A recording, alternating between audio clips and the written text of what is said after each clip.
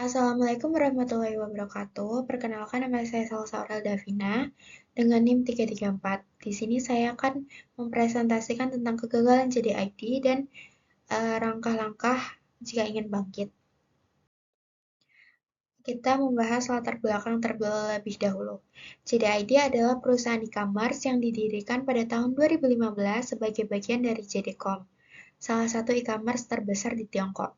Dengan mengusung model bisnis to consumer (B2C), JDID berfokus menyediakan produk orisinal dan berkualitas kepada konsumen Indonesia melalui slogan "Dijamin Ori". Namun, di tengah persaingan yang semakin ketat dan model bisnis yang menuntut biaya operasional tinggi, JDID akhirnya menutup layanannya di Indonesia pada Januari 2023. Faktor kegagalan JDID. Yang pertama, model bisnis yang berat aset. JDID mengusung model bisnis to consumer (B2C) dengan kendali penuh atas rantai pasok, dari pengadaan barang, gudang, logistik, hingga layanan purna jual. Masalah yang terjadi yaitu model ini menuntut investasi besar dalam infrastruktur, teknologi, dan sumber daya manusia. Dampaknya, biaya operasional tinggi dan sulit untuk efisien secara skala, terutama saat bersaing dengan model C2C, consumer to consumer, seperti Shopee dan Tokopedia yang cenderung ringan aset. Yang kedua, ada persaingan ketat dari marketplace. Platform seperti Tokopedia dan Shopee menggunakan model C2C atau marketplace yang lebih fleksibel. Mereka bertindak sebagai fasilitator antara penjual dan pembeli tanpa perlu menyimpan stok barang sendiri. Masalahnya, JDID kalah dengan keragaman produk dan fleksibilitas harga. Dampaknya, banyak konsumen yang beralih ke marketplace yang menawarkan lebih banyak pilihan dengan harga lebih bersaing.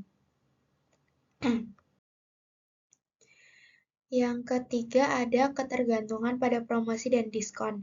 JDID banyak mengandalkan promosi dan diskon untuk menarik pelanggan.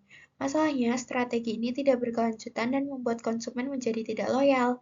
Dampaknya, margin keuntungan menipis, sementara biaya akuisisi pelanggan meningkat. Yang keempat, ada kesalahan ekspansi dan pengelolaan SDM. Ekspansi besar-besaran tanpa perhitungan matang, termasuk pembukaan gerai offline dan gudang, menambahkan beban perusahaan. Masalahnya terjadi PHK berkali-kali karena pembengkakan biaya dan kurangnya efisiensi. Dampaknya menurunnya moral karyawan dan kepercayaan publik. Yang kelima, ada inovasi tidak tepat sasaran. Meski sempat mengusung inovasi seperti JDIDX, yaitu tempat belanja tanpa kasir, teknologi ini belum relevan dengan kebiasaan belanja masyarakat Indonesia.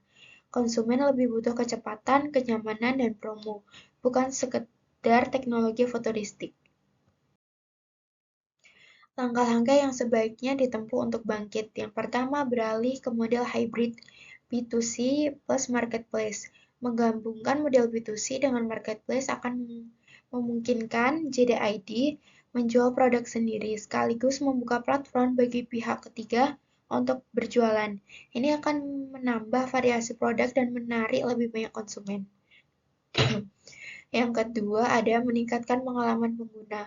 Perbaikan tampilan aplikasi, kemudahan transaksi, layanan pelanggan yang responsif, dan personalisasi produk berdasarkan minat pengguna bisa meningkatkan loyalitas konsumen.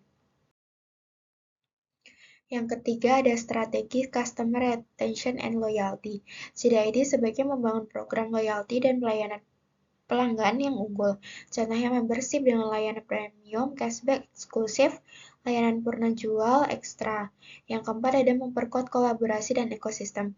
JDID bisa menggandeng startup lokal, influencer, hingga komunitas digital untuk memperluas jangkauan pasar dan menciptakan nilai tambah. Kesimpulannya, kegagalan JDID adalah hasil dari kombinasi strategi bisnis yang berat aset, tidak fleksibel, dan kurang adaptif terhadap dinamika pasar lokal Indonesia yang sangat kompetitif dan price sensitif.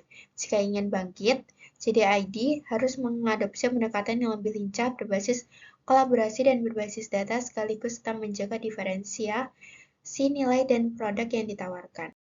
Sekian presentasi dari saya. Wassalamualaikum warahmatullahi wabarakatuh.